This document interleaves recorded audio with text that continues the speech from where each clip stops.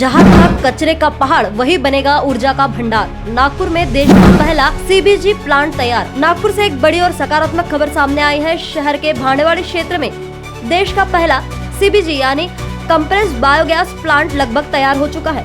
मुख्यमंत्री देवेंद्र फडणवीस ने आज प्लांट का दौरा कर इसकी प्रगति का जायजा लिया। इस दौरान उन्होंने मराठा आरक्षण आंदोलन, मनोज जरांगे पाटिल के उपोषण और सीएनजी की बढ़ती कीमतों पर भी सरकार का पक्ष स्पष्ट किया। मुख्यमंत्री देवेंद्र फडणवीस ने बताया कि नागपुर महानगर पालिका द्वारा बनाया जा रहा यह देश का पहला सीबीजी प्लांट है जो 3 चरणों में कुल 1200 टन कचरे पर प्रतिदिन प्रक्रिया करेगा। अगस्त तक परियोजना पूरी तरह शुरू हो जाएगी, जबकि इसका एक हिस्सा अभी से कार्यरत होने जा रहा है। फडणवीस ने कहा कि इस परियोजनाओं के माध्यम से शहर के कचरे से करीब 28 टीबीटी गैस और बड़ी मात्रा में ऑर्गेनिक खाद तैयार होगी। करीब 300 करोड़ रुपए की इस परियोजना में पूरी तरह निजी प्रवेश किया गया है और इसमें किसी भी प्रकार की टिपिंग फीस नहीं दी जा रही है। मुख्यमंत्री के अनुसार यह मॉडल भविष्य में कचरे को संपत्ति में बदलने का काम करेगा, जिससे पर्यावरण संरक्षण के साथ साथ शहरों में कचरे के ढेर की समस्या भी समाप्त हो जाएगी। अशा फॅसिलिटी देशभरामध्ये खूप फायदेशीर होऊ शकतात। मला अतिशय आनंद आहे की नागपूर महानगरपालिकेच्या माध्यमातून देशातला पहिला ड्राय डायजेशनच्या माध्यमातून सीबीजी चा प्लांट या ठिकाणी जवळपास तयार झालेला आहे। आज आम्ही या प्लांटची पूर्ण माहिती घेतली, पाहणी केली आणि 3 फेजेसमध्ये आता सुरुवातीला 400 टन, मग पुन्हा 400 टन आणि ऑगस्टमध्ये 400 टन असा 1200 टनचा हा प्रोजेक्ट ऑगस्टमध्ये पूर्णपणे कमिशन होईल, पण त्याचा पार्ट आताच कमिशन होतोय। या माध्यमातून जो सगळा शहरातला कचरा आहे या कचऱ्यावर प्रक्रिया होणार आहे। यातनं जवळपास 28 टीपीडी या ठिकाणी गॅस तयार होणार आहे।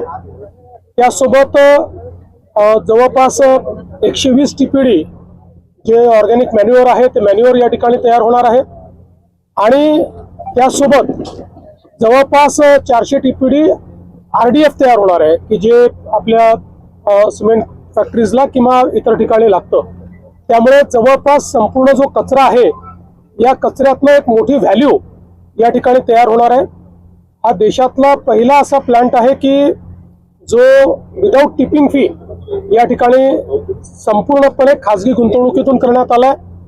जवळपास 300 कोटी रुपयाची गुंतवणूक ही या ठिकाणी त्यांनी केलेली आहे आणि हे जे मॉडेल आहे हे इतकं चांगलं आहे की ज्याच्यातनं पुढच्या काळात कुठेही कचऱ्याचे ढीग आपल्याला दिसणार नाही आणि वेस्टला वेल्थमध्ये कन्वर्ट करून त्या माध्यमातून आपण जो काही आपलं पर्यावरण आहे त्या पर्यावरणाची हानी देखील मोठ्या प्रमाणात टाळणार आहोत। जे वर्षानुवर्ष हा सगळा जो पूर्व नागपूरचा भाग आहे की ज्या भागामध्ये आपण भांडेवाडी म्हटल्यानंतर कचऱ्याचे ढीग आणि वास अशा प्रकारचं जे समीकरण होतं हे पूर्णपणे संपत आहे आणि पुढच्या 3-4 महिन्यानंतर या ठिकाणी वासाचा प्रश्न देखील संपेल आणि जवळपास 6-8 महिन्यात, वर्षभरात संपूर्ण ढीग संपून या ठिकाणी अगदी सगळी लँड रिक्लेम झालेली असेल। मला असं वाटतं की देशातला एक अतिशय महत्त्वाचा अशा प्रकारचा प्लॅन आज या ठिकाणी तयार झाला आहे। मराठा समाजासाठी सर्वाधिक निर्णय तुम्ही मुख्यमंत्री असलेल्या सरकारने घेतलेले आहे, तर ही जरांगे पाटील आज भर उन्हात उपोषणाला बसले। विखे पाटील त्यांना भेटायला गेलेले आहे। सरकारचे प्रमुख म्हणून तुमचं काय म्हणणं आहे? सरकार या प्रश्नावर नेहमीच सकारात्मक आहे। सरकारने वारंवार निर्णय घेतलाय। प्रत्येक वेळी जेव्हा अडचण आली त्यावेळी सरकारने निर्णय घेतलेला आहे आणि या संदर्भात मी एवढंच सांगेन की सरकारची भूमिका पारदर्शक आहे, सरकारची भूमिका सकारात्मक आहे आणि ती भूमिका आम्ही सातत्याने मांडतोय आणि यापुढेही सरकारची भूमिका ही सकारात्मकच असेल। आमचं सरकार सर्व समाजाकरता सकारात्मक काम करणारं सरकार आहे।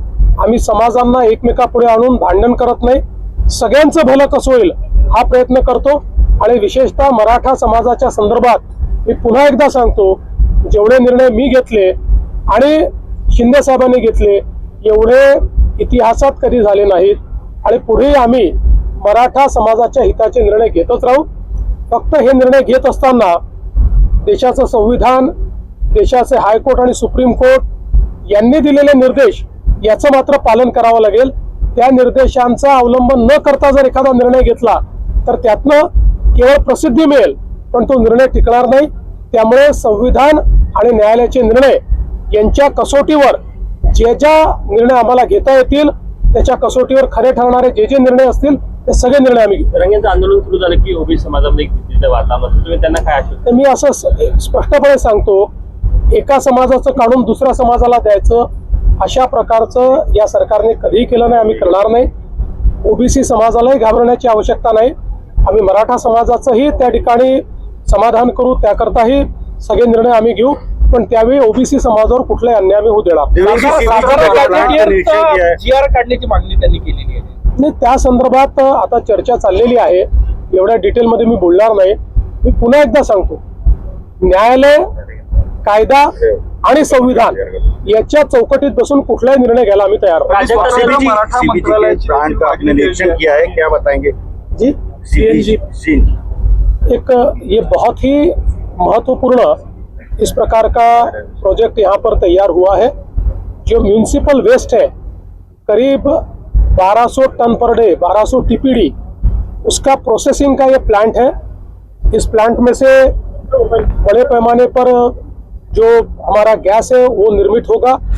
करीब 28 TPD गैस निर्माण होगा, करीब 120 TPD खाद इसमें से तैयार होगा और करीब 400 TPD RDF इसमें से तैयार होगा.